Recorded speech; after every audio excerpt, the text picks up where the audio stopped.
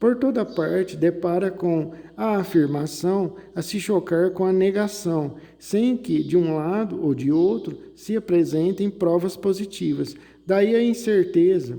E a incerteza sobre o que concerne a vida futura faz que o homem se atire, tomado de uma espécie de frenesi, para as coisas da vida material, se tornando um cético. Esse é o inevitável efeito das épocas de transição. Rui o edifício do passado, sem que ainda o do futuro se ache construído. O homem se assemelha ao adolescente que, já não tendo a crença ingênua dos primeiros anos, ainda não possui os conhecimentos próprios da maturidade. Apenas sente vagas aspirações que não sabe definir ainda. Se a questão do homem espiritual permaneceu até os dias atuais em estado de teoria, é que faltavam os meios de observação direta existentes para comprovar o estado do mundo material, conservando-se, portanto, aberto ao campo das concepções do espírito humano. Enquanto o homem não conheceu as leis que regem a matéria e não pôde aplicar o método experimental, andou a errar de sistema em sistema no tocante ao mecanismo do universo e a formação da Terra. O que se deu na ordem física, deu-se também na ordem moral. Para fixar as ideias, faltou o elemento essencial, o conhecimento das leis a que se acha sujeito o princípio espiritual. Estava reservado à nossa época esse conhecimento, como o esteve aos dos últimos séculos o das leis da matéria. Até o presente, o estudo do princípio espiritual, compreendido na metafísica, foi puramente especulativo e teórico. No Espiritismo, esse estudo é inteiramente experimental, com o auxílio da faculdade mediúnica, mas desenvolvida presentemente, sobretudo generalizada e mais bem estudada, o homem se achou de posse de um novo instrumento de observação. A mediunidade foi para o mundo espiritual o que o telescópio foi para o mundo astral e o microscópio para os infinitamente pequenos. Permitiu-se explorassem, estudassem, por assim dizer, uma palavra em francês aqui. Permitiu-se explorassem, estudassem, por assim dizer, as relações do mundo espiritual com o mundo corpóreo, que no homem vivo se destacasse do ser material o ser inteligente e que se observassem os dois a atuar separadamente.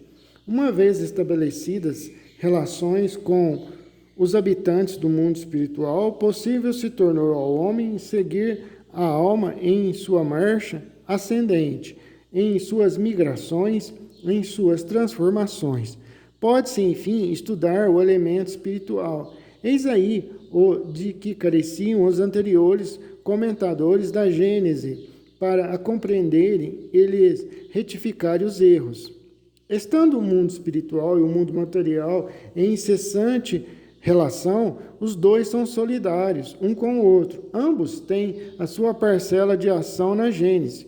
Sem o conhecimento das leis que regem o primeiro, tão impossível seria constituir-se uma Gênese completa quanto a um estatuário dar vida a uma estátua. Somente agora, conquanto nem a ciência material, nem a ciência espiritual hajam dito a última palavra, possui o homem os dois elementos próprios a lançar luz sobre esse imenso problema.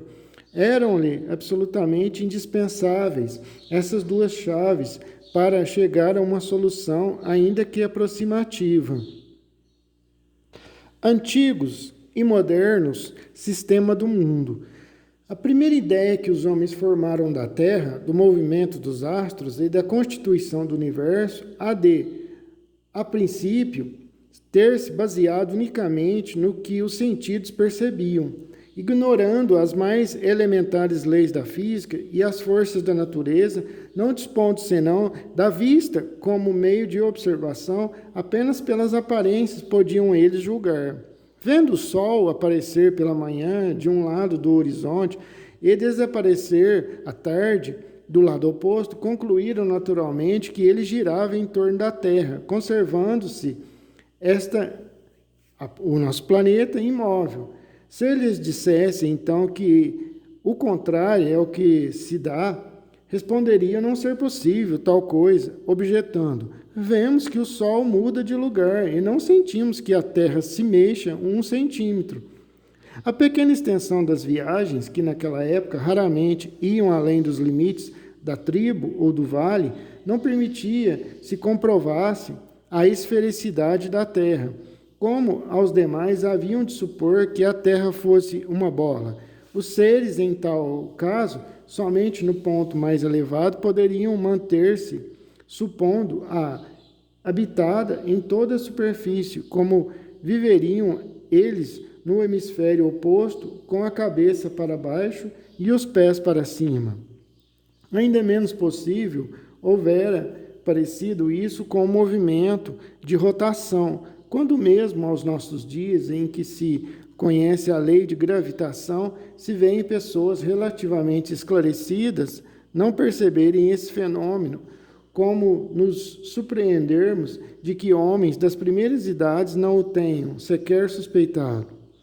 Para eles, pois, a Terra era uma superfície plana e circular, qual uma mó de moinho, estendendo-se a perder de vista na direção horizontal. Daí a expressão ainda em uso, ir ao fim do mundo. Desconheciam-lhes os limites, a espessura, o interior, a face interior, o que lhe ficava por baixo.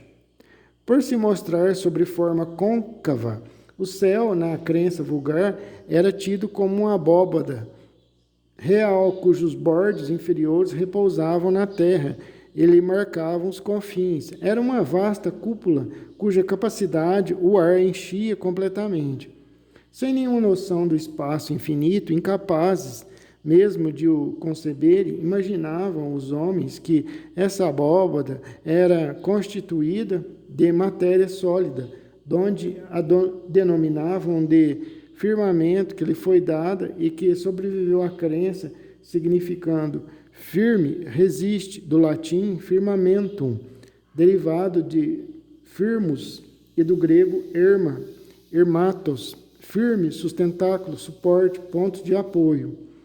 As estrelas, de cuja natureza não podiam suspeitar, eram simplesmente pontos luminosos, maiores ou menores, engastados na abóbada, como lâmpadas suspensas, dispostas sobre uma única superfície e, por conseguinte, todas a mesma distância da Terra, tal como as que se veem no interior de certas cúpulas pintadas de azul, figurando o céu.